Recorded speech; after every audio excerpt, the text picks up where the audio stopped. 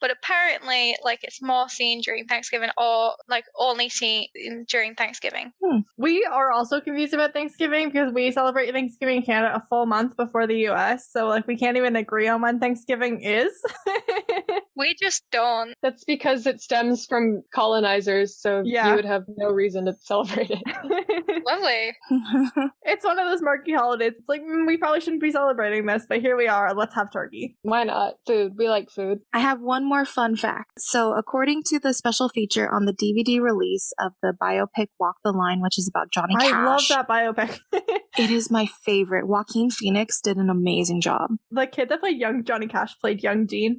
He's a good actor too. Mm-hmm. So when Johnny Cash was at Folsom Prison and he was recording all of his songs that he was doing, the prisoners avoided cheering at any of his comments about like the prison itself and like anything about like crimes and stuff like that, fearing, reprimanding from the guards. Mm-hmm. So the clapping on the live song recording was added in the studio. I just thought that was a fun fact. It is a fun fact, but it's kind of also sad. Let's move on to highlight and low light. And let's start with Frances. I don't have a low light. I have a highlight. Okay. Highlight's good. I really like the ending sequence when they play Rooster by Alice in Chains. Yes. And have Henriksen being sent to the wrong cemetery. Like the lyrics fit so perfectly. And I know they do it for like all the episodes. They try to fit the songs so perfectly and it just fit amazingly well. The music people were just like on point a lot of the times. Yeah, it's excellent. I was going through all my notes because I didn't prepare for the highlight and low light. Hold on. That's okay. I think my highlight might have been Dean and Tiny's like bonding moment in the nursing like area. Yeah. It pulled at my heartstrings a bit because you can see it in Dean's face that he's like, oh, maybe my childhood wasn't good. Maybe it might have been not so great. When Dean was relating to that story, which one of them do you think he envisioned killing John? When he's like, which one of us would be the ones to shoot John? Do you think he pictured himself or Sam? So I don't think he pictured, and this is going to get really depressing, I don't think he pictured anybody shooting John, but I think he might have pictured himself as the one killing John because of what happened. Yeah, and like the deal that John made, and like I think that might have been it. And I think, or another one of my highlights might have been the Apollo Gate reference with the Apollo brick, because again, it's like my favorite book ever. Low light, I think it's them being stupid in the Arkansas Museum of Anthropology when they're breaking in, because I find it so dumb that they're wearing gloves when they're trying to get arrested. And I know it's such a nitpicky thing to be upset about, but like if you're trying to get arrested, leave fingerprints, maybe leave more evidence. Like do it on purpose this time instead of leaving evidence accidentally like you do the rest of the time. Yep. Exactly. Yeah. I can't talk about crime scenes on this show. Yeah, no, it'll be unhealthy. Meredith, how about you? Highlight and low light. I think my highlight is pretty similar. I do like the bonding moment between Dean and Tiny, but I like it because I like it when TV shows and movies take the time to humanize throwaway characters, because Tiny was kind of a throwaway character at first. Like he was just like a violent inmate, but I did like that we took the time to talk to him and see what his story was and give him more depth. Yeah. Dean apologizing to Tiny in that scene, like, I'm sorry for making all the comments on your body. It made the headcanon part of me, like the depressing headcanon part of me, really happy, and I don't know why. They're there. You'll figure it out eventually. I can't help you. I'll figure it out and write fan fiction about it. Lowlight was, I don't know, probably just every single law enforcement person except Mara being really stupid. Yeah. And like Mara's not really, I mean, she's part of the justice system, but like she's a public defender. So she's always kind of, I feel like, especially in like American like TV and movies, like public defenders are viewed as like the enemies to like the police and the prosecutors and all that. Like she's a part of the system, but she is kind of viewed as like on Sam and Dean's side, which I mean in this case she definitely was. Oh, definitely. She had her reasons. My low light is Henriksen talking to Mara like a silly little girl when she's a grown woman doing her actual job that she went to school for like at least 7 years to do. My highlight is a little bit silly, but it's Sam and Dean's tiny salt shakers. Yes. No, that's good. That's good. We'll keep It it. is. It's amazing. Usually they're out here with like a giant ass bag of rock salt, and like they just had little tiny salt shakers from the cafeteria. We're doing our best, okay? There's like a lot of merch that you can buy. It's like a necklace with like a little teeny tiny bottle of like salt on it, and it's like, well, what's that salt gonna do? Turns out that will work. That is enough salt to save your life, at least buy you a minute. I just always thought that all the salt in my personality would be enough.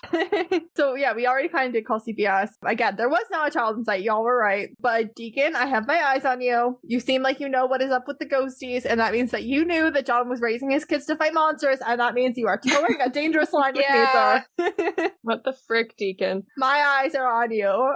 I can't definitively say you did anything wrong. I'm watching you. Like, how much do you know about how they were raised, Deacon? And when did you find it out? Mental health check. I am not a psychologist, so this segment is based purely on my own opinions and a weekly reminder if you're struggling with anything at all, please reach out for help. This week, I mostly want to talk about Dean. This is a culmination of the last two episodes. I did briefly mention this before, especially going to next week's episode. This is the second episode in a row where Dean's been dropped into this little subset of society and thrived. He did it with the PA role on the film set in Hollywood Babylon. Now he's in prison and he is thriving. He's not just like surviving in prison, he thrives. Sam makes a comment on that as well. He's like, does it not worry you how easily you're fitting into like this whole prison thing? And Dean's like, nope. Not concerned. No, he's just a bit of a chameleon. It's probably a survival skill. Yeah, he and Sam grew up having to always be the new people, always needing to fit into a new place and adapt. It's the only way they know how to survive. It's really obvious in these two episodes that Sam is not as good at it as Dean is, and Dean uses the fact that he's better at it to protect Sam. He makes a joke like, I'm not going to sell you for cigarettes, Sam, but then he ends up with all these cigarettes from, fitting in well in the prison, whereas Sam has nothing. Sam has no currency. He's already made problems with people. Like, Sam starts this whole Lucas Tiny rivalry thing, somewhat on purpose, but I don't know. I think like maybe one of the first times Sam really did well in a spot was probably when he went to Stanford. Yeah. Mm-hmm. I had a note on Dean running like the whole cigarette thing, and that John taught the boys very early on how to play like poker and like card games very easily to like, and had a great poker face to be able to win and to fraud people. And Dean figures out that he can use this very quickly in the prison, and it takes him less than a day when he's actually in Gen Pop and not in solitary to like integrate this thing that John's already taught him into his like main part of life. And it's just once again me complaining that John is awful. Yeah, but, John's a shit parent, but Sam and Dean are little thieves and scam artists at heart. Is the thing. They start stealing from a very young age, and they're scamming and conning like more than John even knows. Like, John's finding out about a lot of this stuff after the fact. He's like, oh, the kids got me a Christmas gift. They must have stolen this like 3 months ago. And like you raised them to think that was okay. Yeah, but it was just interesting, especially because in the next episode, next week when we cover what is and what should never be, we see Dean being thrown into a normal life, and it's like the first time he like can't adapt. But it's interesting. We have these 3 episodes all like lined up in a row like this. I see what you're doing over there, Supernatural. Whether you know it or not. This isn't really a mental health check thing, but I wanted to go back in my notes and talk about prison. And I just don't remember where I put that in my notes, so please hold. We got this. We're responsible podcasters. We should have like the Jeopardy music playing. I'm not risking copyright. I was gonna say that. Like, it's probably copyrighted. Criminal justice hat. Okay, I found my note. I typed prison into my notes and searched.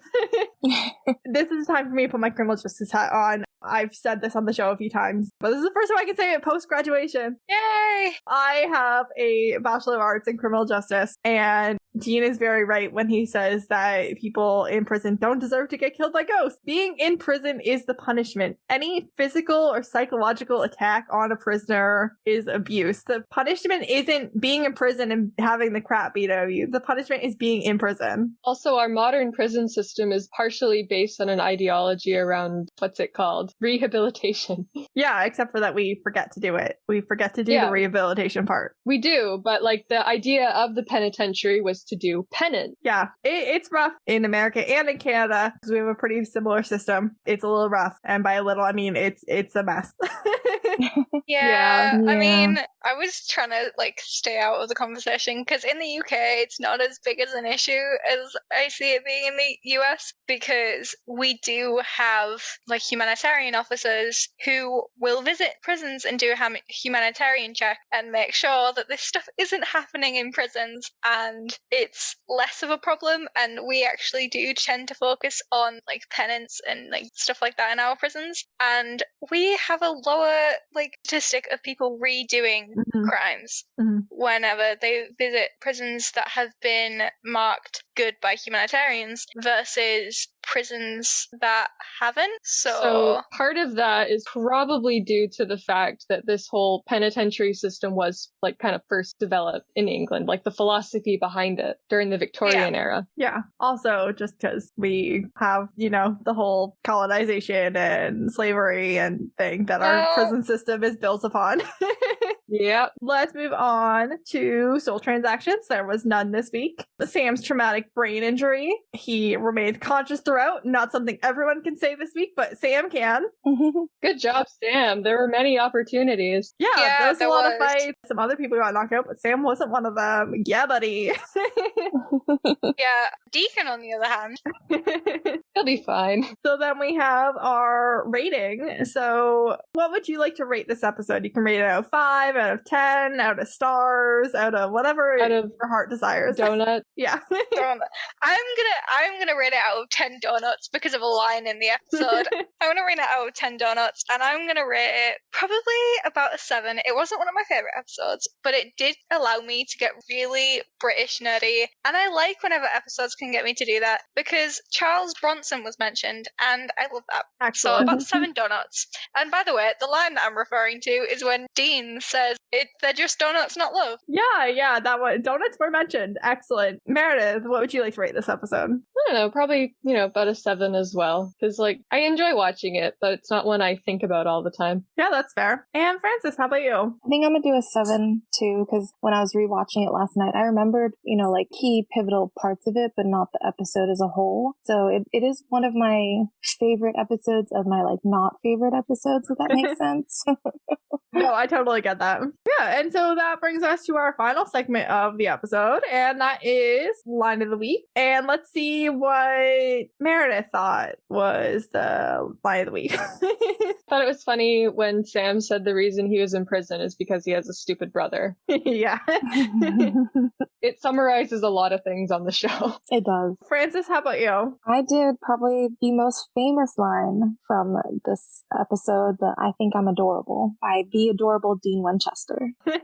Actually, both of mine have already been mentioned. I had, because I got an idiot for a brother, I think I'm adorable, and I also had they're just donuts, not love. So I can't choose a favorite line out of all 3 of those, but it's probably one of all 3 of those. Probably I think I'm adorable because I was watching this episode earlier with my brother's friend, and I quoted it, and my brother went, "You watch the show way too much." No, I don't. And I wasn't going to mention that it was the second time that I'd watched that episode in today, but My line of the week is from my boy Sammy, and it's Dean. This is without a doubt the dumbest, craziest thing we've ever done, and that's in a long storied career of dumb and crazy. That is true. I think that's it for this week. Sign out for the week, and Meredith, where can people find you if they want to find you on the internet? On the internet, you have to be specific now because I'm a troublemaker. I'm learning. You can find me on Instagram, Tumblr, and sometimes TikTok under Shades of Deianira. And if you go there, you'll see lots of really cool drawings for the fantasy novel I'm writing. Excellent. And Francis, where can we find you? You can find me on Twitter as Destiel1993 and on TikTok and Instagram as LetItBeLove_93. And where can people find you? Ed and KJ here, and Whiskey changed her TikTok handle since she recorded this episode with us, so her new handle is Dean67Chevy. Yeah, it's a good time over there. It's a good time. The last edit that I posted was really depressing, but the ones before that were pretty good. And next week, Meredith and I will be hanging out with Nick and Jordan to talk about season 2, episode 20, What Is and What Should Never Be.